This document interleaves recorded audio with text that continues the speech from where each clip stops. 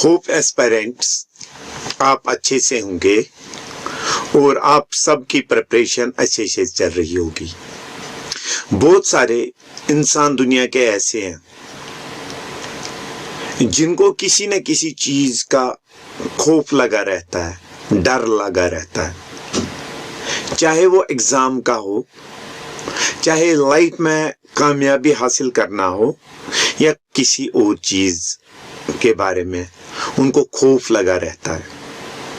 आइए इस खौफ को समझे, ये परेशानी, ये डिप्रेशन है क्या और इसको हम लोग कैसे ठीक कर सकते हैं। एग्जाम के अलावा यानी जितने भी आप लोगों के एग्जाम हैं उनमें तो हर किसी एग्जाम में जरूरी होता है ताकि जो एस्पायरेंट्स है वो अपने आप को स्ट्रेस फ्री रखे। तो चलिए आज का टॉपिक स्टार्ट करते हैं। होप कि आप इस वाले वीडियो को हर किसी इंसान तक पहुंचाओगे, चाहे वो स्टूडेंट हो, चाहे वो आपके माँ बाप हो, चाहे आपके दोस्त हो, किसी तक भी ये जो वीडियो पहुंचे। आप सबसे रिक्वेस्ट है कि इस वीडियो को ज्यादा से ज्यादा जो लोगों तक पहुंचाए ताकि हर किसी को इससे फायदा हो। सबसे पहले अगर हम लोग बात करते हैं यहाँ पे एंजाइटी, ये एंजाइटी किसको हम लोग कहते हैं? एंजाइटी की अगर बात करें, अगर किसी इंसान में शिद्दत से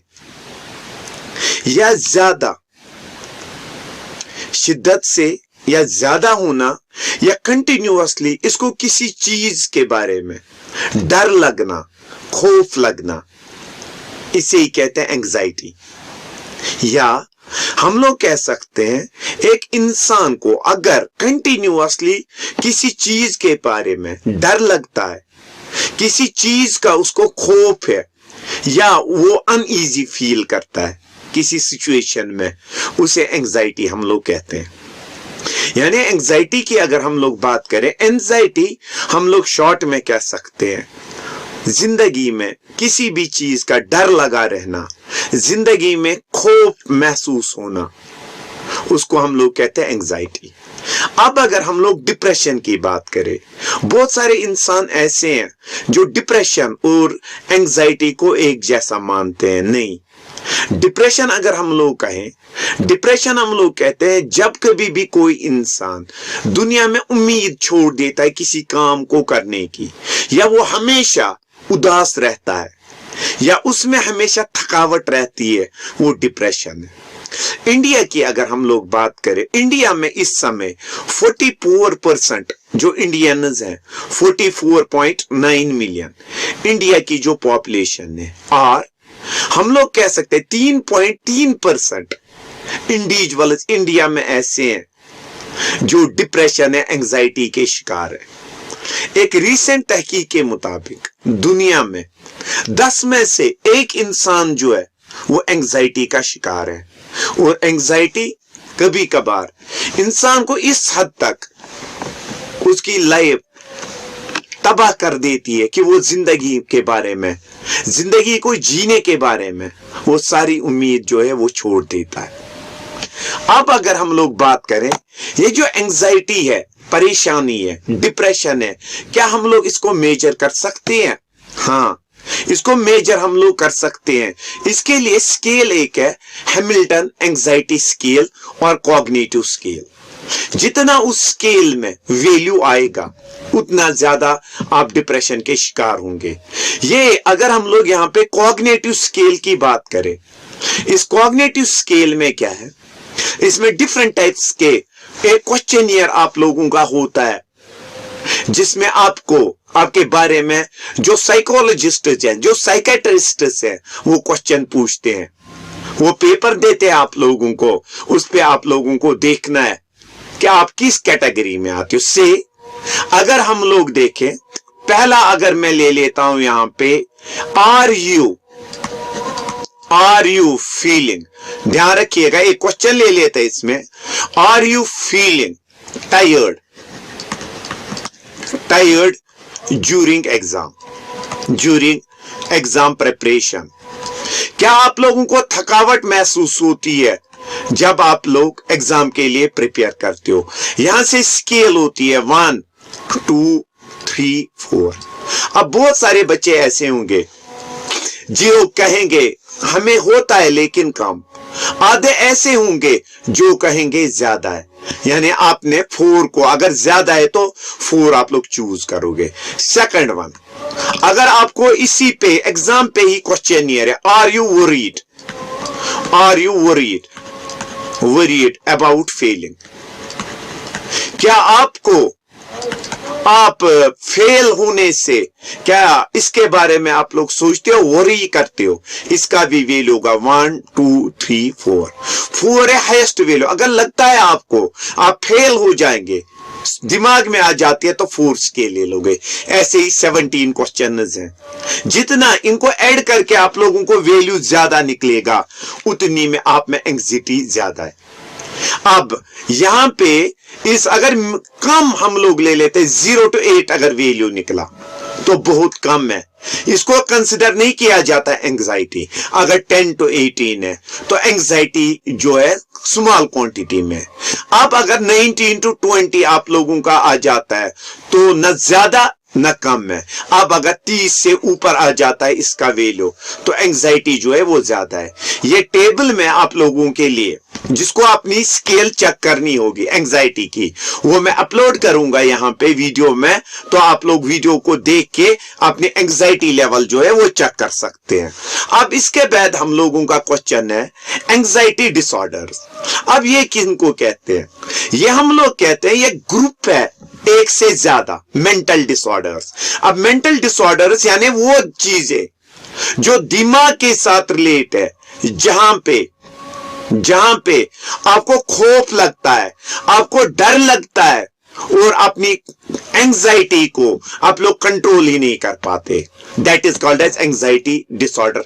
late us take for example, अगर हम लोग बात करें, ध्यान रखिएगा, अगर कोई इंसान ऐसा है वो कंटिन्यूअसली सोचता रहता है थिंकिंग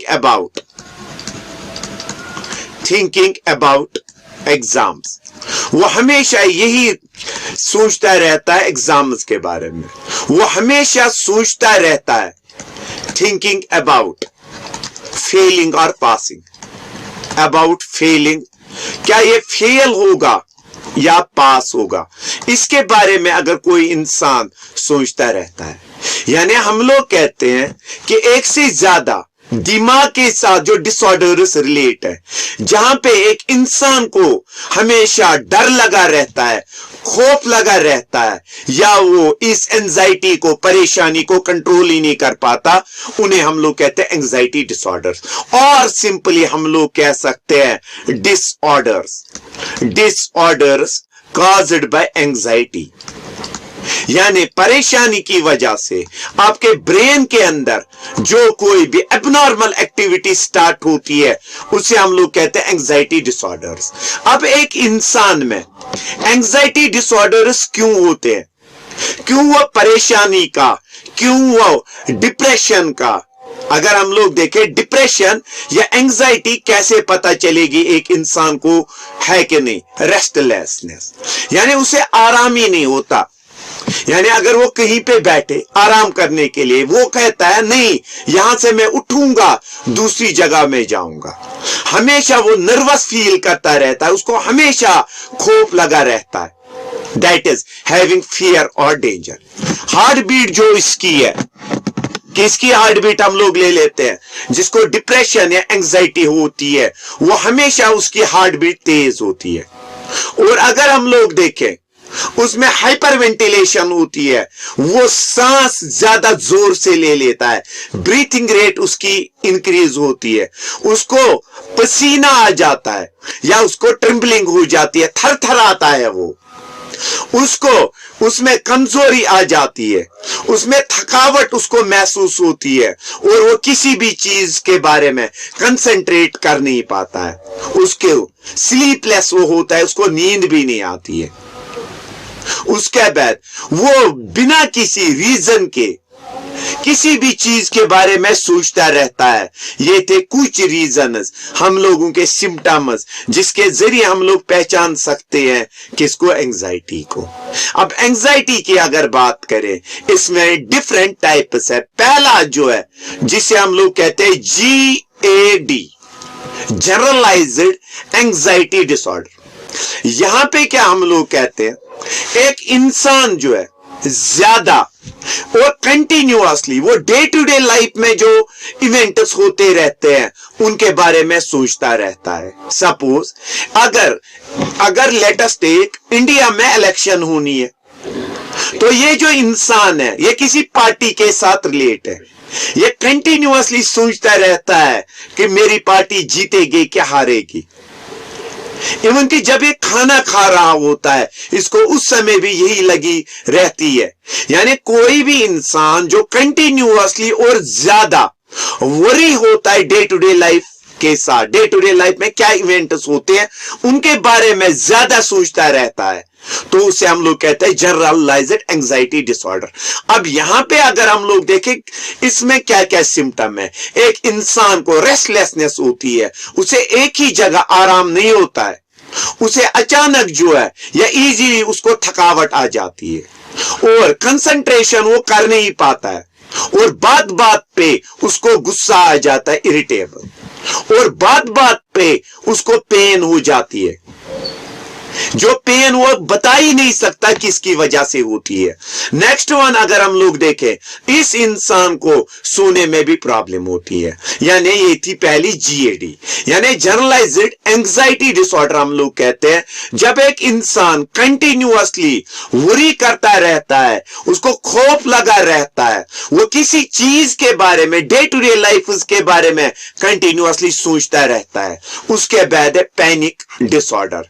अब पैनिक डिसऑर्डर किसको हम लोग कहते हैं, अगर किसी इंसान को अचानक उसको किसी चीज के बारे में डर लगा रहता है, यानी अचानक कोई इंसान, अब तक ये इंसान ठीक है, तो अचानक उसमें फियर आ जाता है, खौफ तारी हो जाता है, या वो डिस्कम्फर्ट इसको आ जाता है, यानी इसको कहीं पे आराम नहीं मिलता, ये बेचैन हो जाता है और इन एक्टिविटीज को कंट्रोल ही नहीं कर सकते, यानी आउट ऑफ कंट्रोल ये इंसान हो जाता है।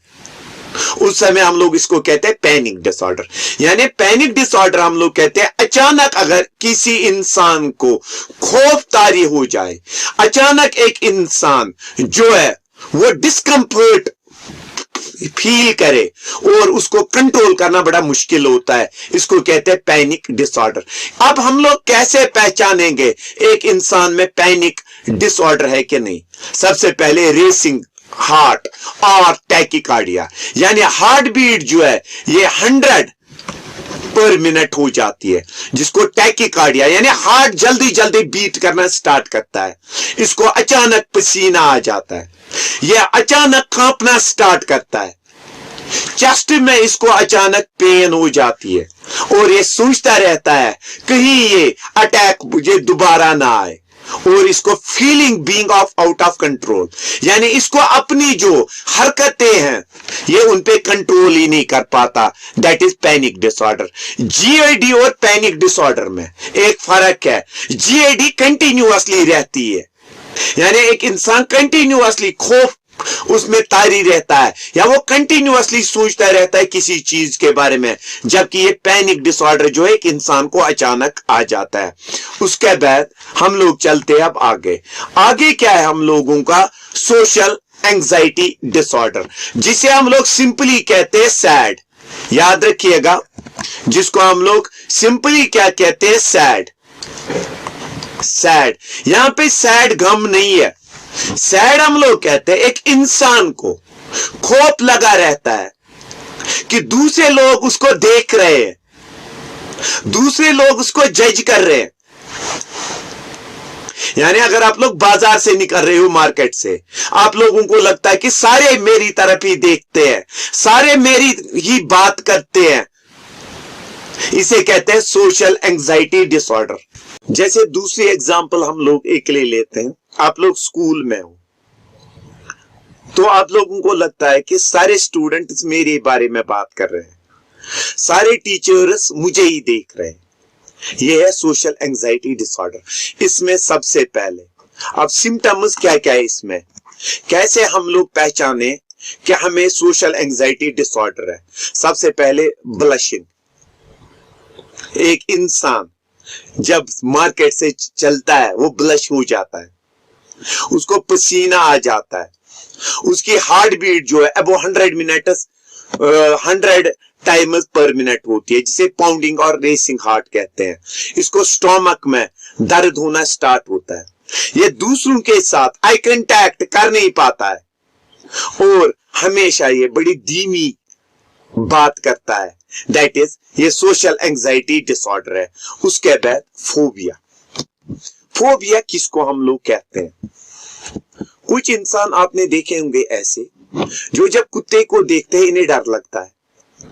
इंटेंस, हद से ज्यादा किसी चीज से का खौफ लगा रहना।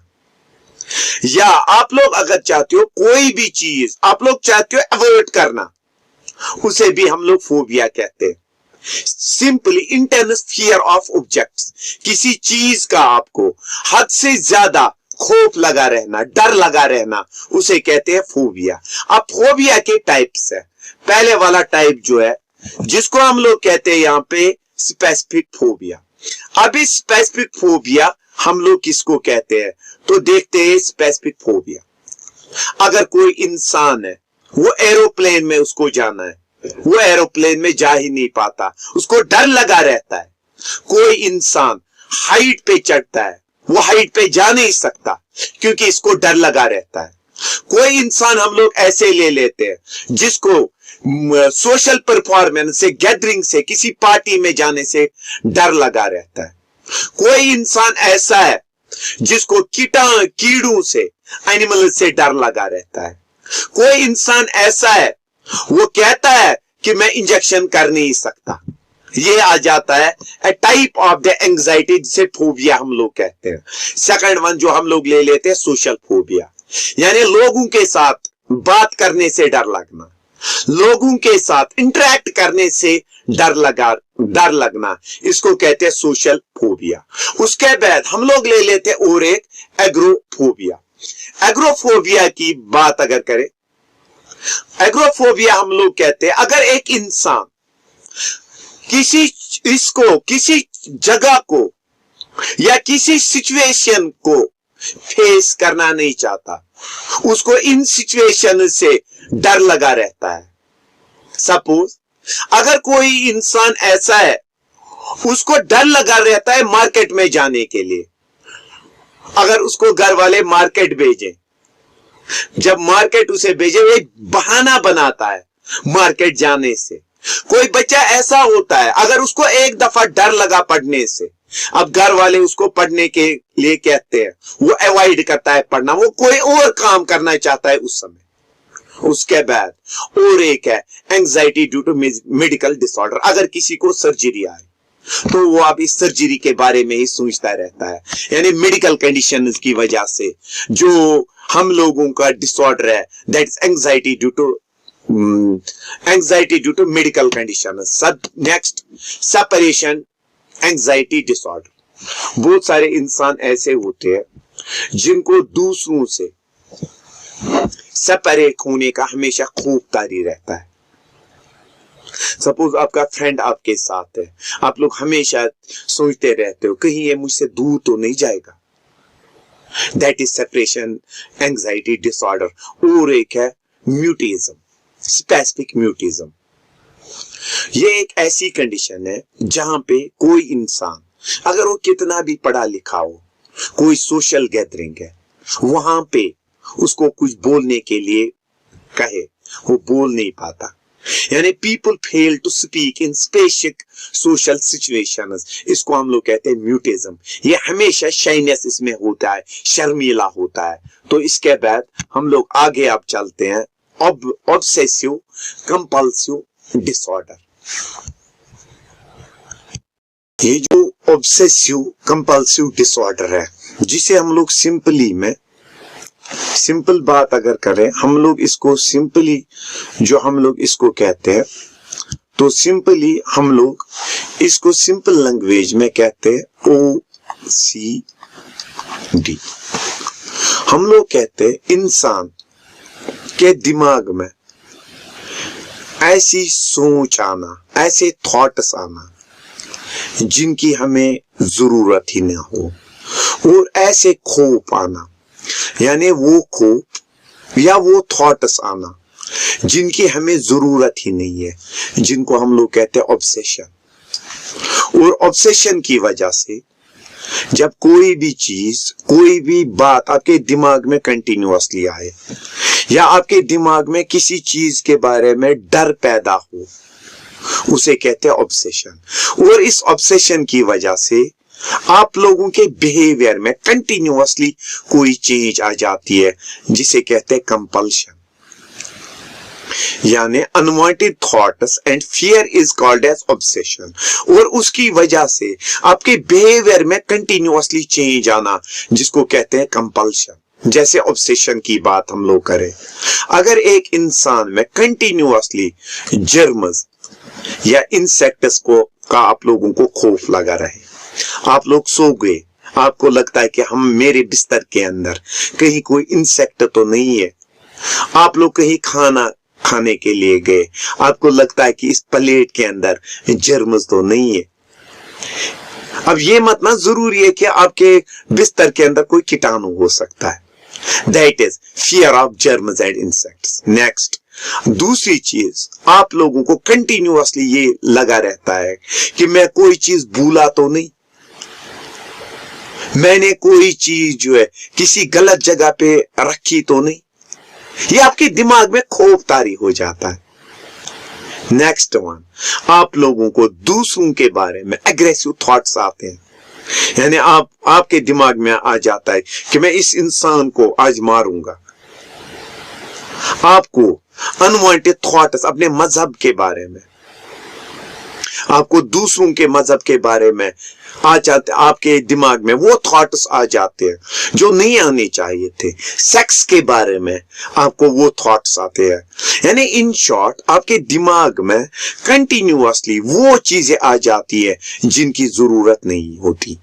आप लोग चाहते हैं, आप लोग कहीं पे गए, वहां पे आपने जूते देखे, लेकिन वो जूते ऑर्डर में नहीं थे, आप लोग चाहते हो कि ये ऑर्डर में हो। आप लोग अपने किचन में बैठे हो, आप लोग चाहते हो वहां के बर्तन जो है वो ऑर्डर में रहे। आप लोगों के फैमिली मेंबर्स घर में बैठे हैं, आप लोग चाहते हो, आपके दिमाग में ये बात आती है कि ये ऑर्डर में हो। इन सभी को हम लोग कहते हैं ऑब्सेशन और कंपल्शन। देखो, आप जब ऑब्सेशन दिमाग में आ गए तो कंपल्शन क्या आ जाता है। आप लोग कंटिन्यूअसली, कोई इंसान ऐसा होता है जो दिन में 100 बार हाथ धो लेता है, ठीक है ना। कोई इंसान अगर कहीं पे जाता है, वो चाहता है कि वो चीजें वहां पे ऑर्डर में हो, चाहे वो उसका अपना घर हो, चाहे वो होटल हो, वो हर कोई चीज चाहता है ये ऑर्डर में हो। और वो, फॉर एग्जाम्पल, कोई इंसान ऐसा होता है जो रिपीटेडली ये देखता है कि मैंने दरवाजा बंद किया कि नहीं, रात को वो देखता रहता है मैंने लाइट बंद की कि नहीं। अगर गाड़ी में वो गाड़ी को उसने लॉक किया, वो दोबारा देखता है मैंने लॉक किया कि नहीं। कंटिन्यूअसली कोई जो है दूसरों के बारे में दुआ करते रहना, या कंटिन्यूअसली आस्ते आस्ते वर्ड्स को रिपीट करना। अब इसके रीजंस क्या है, क्यों ओसीडी हो जाता है? सबसे पहला है जेनेटिक्स, यानी अगर घर में पेरेंट्स को है तो चांसेस है कि बच्चों को भी आ सकता है। दूसरा रीजन एक है फ्रंटल एंड सब कॉर्टिकल पार्ट ऑफ ब्रेन, जो इंसान को थॉट्स को कंट्रोल करते हैं, इनमें जो है एबनॉर्मेलिटी क्रिएट हो जाती है। चाइल्डहुड ट्रॉमा, बचपन में कोई ऐसा हादसा हुआ होता है जिसकी वजह से ये चेंजेस आ जाती हैं, ओसीडी। उसके बाद हम लोग जो बात करते हैं जिसको हम लोग कहते हैं पीटीएसडी, याद रखिएगा पीटीएसडी यानी पोस्ट ट्रॉमेटिक स्ट्रेस डिसऑर्डर, या जिसको हम लोग और एक नाम कहते हैं शल शॉक, या हम लोग इसको कहते हैं कॉम्बैट फैटीग। अब अगर हम लोग ये बात करें, सपोज किसी इंसान ने कोई एक्सीडेंट देखा, क्या देखा? कोई एक्सीडेंट। अब वो एक्सीडेंट बार बार उसके दिमाग में आ जाता है। किसी ने कोई ऐसी एक्टिविटी विटनेस की जो नहीं होनी चाहिए थी, उसके दिमाग में वो एक्टिविटी कंटिन्यूअसली रिपीट होती रहती है। कभी कभार किसी का गाड़ी में एक्सीडेंट हुआ, अब हमेशा वो इसी के बारे में सोचता रहता है कि कहीं आज भी वो एक्सीडेंट ना हो। उसके ख्वाबों में ये बात गूंजती रहती है। इसको कम्बैट फैटिग और शल शॉक इसलिए कहते हैं क्योंकि वर्ल्ड वॉर सेकंड में जिन फौजियों ने हिस्सा लिया था, उनके सामने हजारों की तादाद में लोग मारे गए थे। उनके आंखों में ये बात कंटिन्यूअसली रिपीट होती थी, इसीलिए इसको शल शॉक और कम्बैट फैटिग कहते हैं। यानी कोई भी ऐसी एक्टिविटी कंटिन्यूअसली रिपीट होना जो किसी ट्रॉमा की वजह से आप लोगों ने या जो कोई एक्टिविटी आप लोगों ने विटनेस की हो उसकी वजह से आना। इसमें सबसे पहले जो है अनवांटेड डिस्ट्रेस ऑफ इवेंट, यानी वो जो एक्टिविटी है ये एक इंसान को बार बार उसको याद दिला देती है, इसको उसी कंडीशन में फिर से ले जाती है। यानी अगर एक्सीडेंट किसी का हुआ, उसको उस समय दर्द हुआ था लेकिन अब वो ठीक हुआ, कंटिन्यूअसली इसको वो दर्द महसूस होता रहता है। नेक्स्ट वन, उस इवेंट के बारे में कंटिन्यूअसली उसको फ्लैशबैक, वो बार बार याद आ जाना। बुरे ख्वाब आना, ख्वाब में इंसान का डरना, ये कब आ जाता है? जब एक ट्रॉमा इंसान को हो जाता है। सीवियर इमोशंस, अचानक हंसना, अचानक रोना, और उसके बाद दूसरों के बारे में बुरा सोचना, ये भी पोस्ट ट्रॉमेटिक डिसऑर्डर में आ जाता है। लैक ऑफ इंटरेस्ट इमोशनली, किसी भी एक्टिविटी के साथ इमोशनली किसी भी एक्टिविटी में जो होनी है उसमें इंटरेस्ट लॉस होना। इमोशनली नम, यानी ना तो आपको खुशी महसूस होती है ना तो आपको दर्द महसूस होता है किसी दूसरे का। अचानक से आप लोग डर जाते हो, आपको मुश्किल होती है सोने में, और एक इंसान को सुसाइडियल थॉट्स आ जाते हैं। तो इसके बाद हम लोग आगे चलते हैं।